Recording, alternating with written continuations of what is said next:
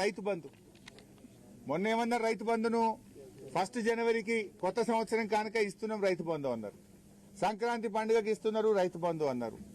ఎలక్షన్లు అయ్యేటప్పుడు ఎలక్షన్ కాగానే 17వ తారీఖే రైతు బంధు కోడ్ ఉన్నది, కోడ్ అయిపోగానే 17వ తారీఖే రైతు బంధు వేస్తామన్నారు.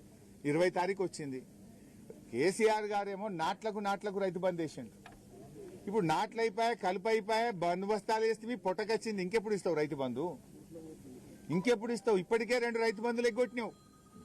4 రైతు బంధులకు 2 ఎగ్గొట్టినావు, 2 ఇచ్చినావు. ఇప్పుడు 5వది. ఇది కూడా ఇస్తావా? ఎగబెడతావా? ఇంకెప్పుడు ఇస్తావు? ఎందుకు ఆలస్యం? కరోనాలో కూడా కేసీఆర్ గారు రైతు బంధు ఆపలే. నువ్వెందుకు ఆపుతున్నావు?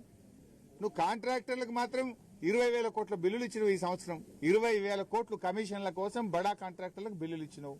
బడా కాంట్రాక్టర్లకు బిల్లులు ఉంటాయి గానీ మా బక్కచిక్కిన రైతులకు రైతు బంధు వేయడానికి డబ్బులు లేవా నీ దగ్గర? ఎందుకు రైతులంటే చిన్న చూపు? ఎందుకు రైతు బంధు డబ్బులు ఇప్పటిదాకా వేయలేదు? ఫిబ్రవరి 20వ తారీఖు వస్తే కూడా రైతు బంధు రాదా? మొదలేసిన మార్చిలో అయితే ఇక కోతలకే వస్తాయి. మరి పెట్టుబడికి ఇస్తావా, కోతలకి ఇస్తావా? పోయిన యాసంగికి సన్నవడ్లకు బోనస్ ఎగ్గొట్టినావు. మరి ఈ యాసంగికి సన్నవడ్లకు బోనస్ ఇస్తావా, ఇయ్యవా? ముందే చెప్పు. ఇప్పుడు బోనస్ వస్తుందంటే వేసుకుంటాం, లేకపోతే దొడ్డు వేసుకుంటాం. దొడ్డు వేసుకుంటే ఓ 4 క్వింటాలు ఎక్కువ పడతాయి. బోనస్ వస్తాయంటే సన్న చేస్తారు. బోనస్ రాదంటే దొడ్డు వేసుకుంటే 4 క్వింటాలు ఎక్కువ పడుతుంది కదా. నువ్వు పోయిన యాసంగికి బోనస్ ఎగ్గొట్టినావు. మరి ఈ యాసంగికి బోనస్ ఉంటుందా ఉండదా రైతులకు స్పష్టం చేయాలని చెప్పి కూడా నేను డిమాండ్ చేస్తూ